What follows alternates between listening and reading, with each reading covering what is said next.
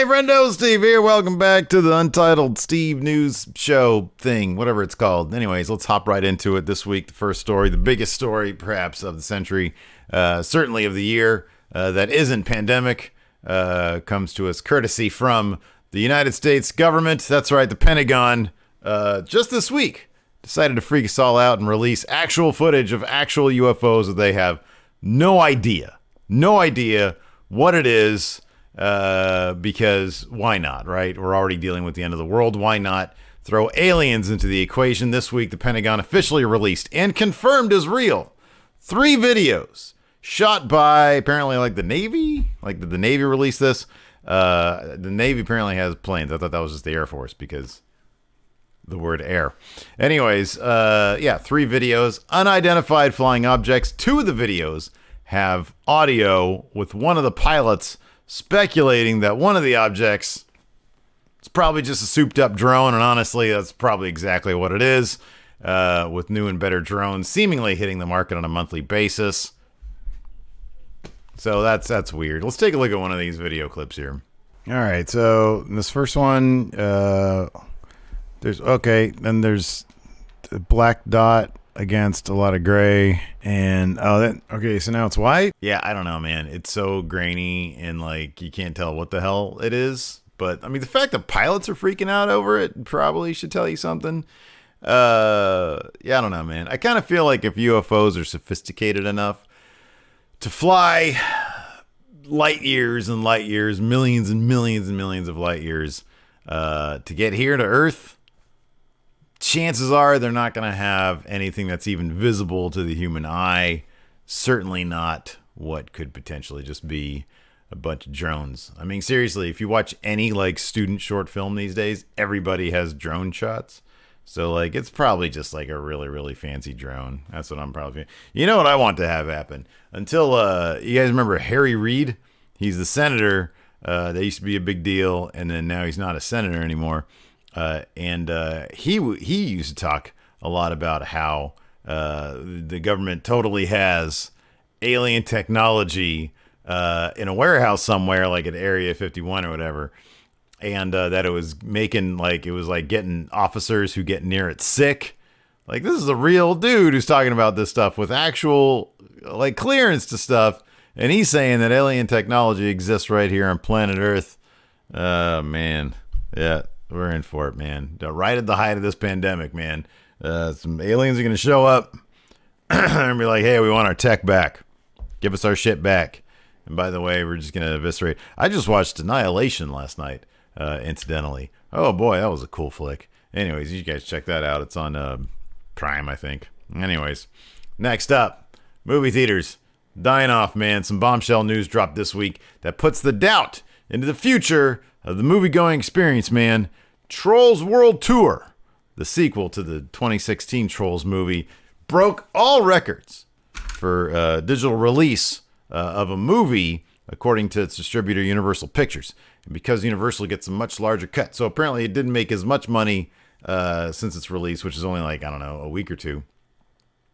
Since it didn't make as much money, but Universal gets a much bigger cut of it, they made more money off that movie in its short time of digital release than the entire run, which was 5 months, of the original Trolls movie being in the movie theaters, which caused a higher up, the head of Universal or some dude at Universal said, hey, we might do this in the future. We might continue to do same day digital release, not just during pandemic when movie theaters are closed down.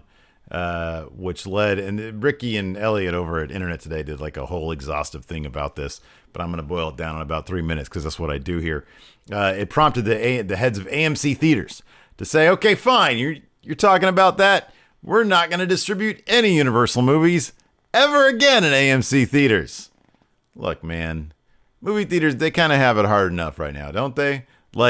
It's pandemic. They have to close down. They've been putting all this money into jazzing up the movie going experience, and now we can't even go there and enjoy the saved seats, the nice plush leather recliners, the popcorn that you can't get anywhere else because normal popcorn, microwave popcorns taste like shit. I personally love going to movie theaters. I love going to movie theaters, but the home movie theater, the home entertainment system experience is getting cheaper and cheaper and better. I mean, you pop on, I got like a 70-inch out there. I didn't pay that much for it, and that was like years ago. These days, you can get like a 70-inch TV for like $500 if you're going off brand. So movie theaters have it kind of tough. You know, not everybody wants to go do that. You spend $20 per ticket. Let me get rid of this thing.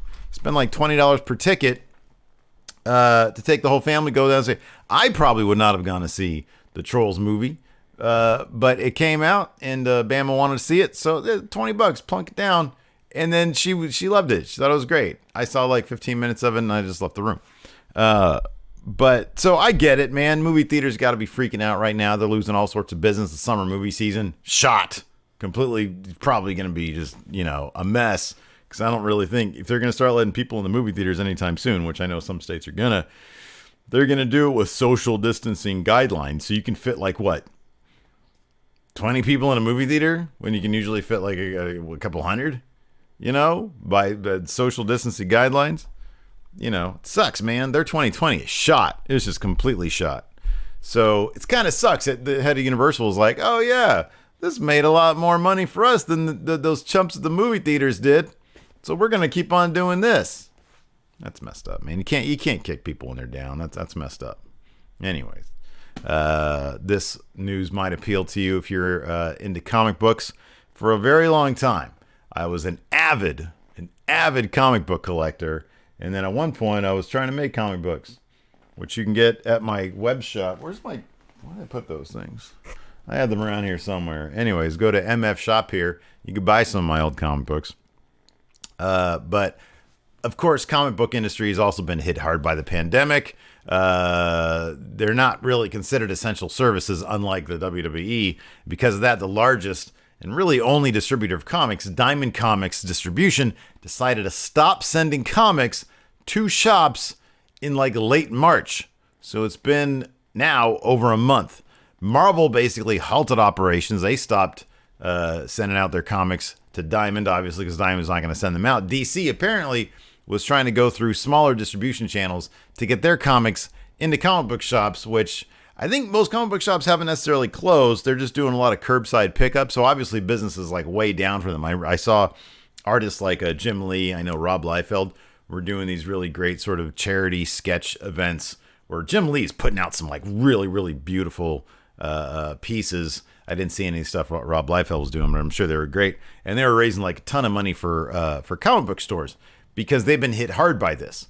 I mean, with no new comics beyond maybe a couple here and there, no real reason for people to go out on New Comic Book Day. I know during this period of time, I think like the other day, I think it was this past weekend, might have been this weekend, Free Comic Book Day was supposed to go down, but of course, that's like the biggest day of the year for comic book shops. But apparently, obviously, they couldn't do that now. So anyways, it was announced that May 20th, so about 2 weeks from now, comic book stores are going to be back in action. Diamond's going to be shipping comics May 20th. So that's good, man. I sort of stopped. I have the DC Universe app. I like reading old comics, and that's pretty cool. Newer comics, I'll go in like maybe once a month to the comic book store and see what's new, see if anything appeals to me. Comics are really expensive these days, so it's kind of an expensive hobby to get back into. Plus, in my personal opinion, Marvel and DC have not done a great job of keeping their comics sort of open to new readers, because if you try to go pick something up, like a Batman comic, you're faced with like 5 different Bat titles every month, and it's like, what is this? Is this even in the same? And none of it's like in the same universe of the comics that I used to read, which is totally fine. Maybe it's not for me, but yeah, I do kind of feel like they need to do a better job of like streamlining their stuff and like making it a little bit easier for people to get into it. I know there's like obviously almost 100 years of continuity to keep track of. I mean, shit, Superman like Action Comics #1 debuted in like what? 29, 39, so 1929, 1939, something like that. I guess it was 1939. That sounds right. 38. Maybe it was 38. So anyways, yeah, comic book stores are reopening May 20th, or they're going to be back in business. Diamond's going to be shipping comics to them. So yeah, go check that out. Go support your local comic book store. They really need it, especially these days. Start a subscription list. Maybe go in there and say, hey, anybody not pay for their sub? Find one for $20 and then pay for it if you have the extra money. If not, everybody understands. Finally, we have another update for you guys. I don't know why I say we. I have another update for you. So the ongoing saga of WWE's video game woes finally turned around this past week. I mentioned this on last week's Untitled Steve News show. 2K Games said we're going to have a big announcement on Monday. And in fact, they did have a big announcement. And it was WWE's Battleground. It's an arcade-style fighting game that was met with, like, honestly, it seemed on my Twitter feed, it was like 50%, yay, this looks cool and new and fresh and different, and 50% booze. Like, what the hell is this? This looks like just a cheap fighting game. Doesn't really interest me all that much. Doesn't really look all that great, in my opinion. But that's just one person's opinion. I don't know. It might be the bee's knees. I'm not really into fighting games, so whatever. I'll say this though. If there's any level, and there probably won't be, but if there's any level of customization in this game, that might pique my interest more. I'm a big fan of all the customization options that the 2K franchise offers up. You know me, me and Larson, we do the WeBook stuff when pandemic isn't happening and we can get together and actually do some gaming. So yeah, that's there you go. There you have it. WWE Battleground. What do you guys think of Battleground? Anybody who watches Going In Raw probably knows my opinion on it. I've been a bit more vocal on it over the past week. But mainly it's just sort of, I like to go over the top sometimes and talk some shit. But I don't know. I guess I'll take sort of a wait and see approach. Larson says he's going to buy the game. So if I like it, maybe I'll pick it up. Maybe not. I don't know. Anyways, that's it for the Untitled Steve News show. Drop your suggestion below in terms of like what I should call this thing, because I don't know what I'm going to call. I'm still trying to figure out what I'm going to do with this channel. It's like I don't know. I have some ideas. I was gonna do a review on my dog. I was gonna review Gypsy, and see how that went. See if you guys like a dog review. I don't even know how I'm gonna approach that. I just came up with a thumbnail. I thought it was pretty cool. Anyways, that's it for the show. Thanks everybody for tuning in. Appreciate it. Remember MF Shop here. Go check it out. I got my stuff there. I got to put some new stuff up there too. Anyways, thanks for watching. Until next time, I'll talk to you later.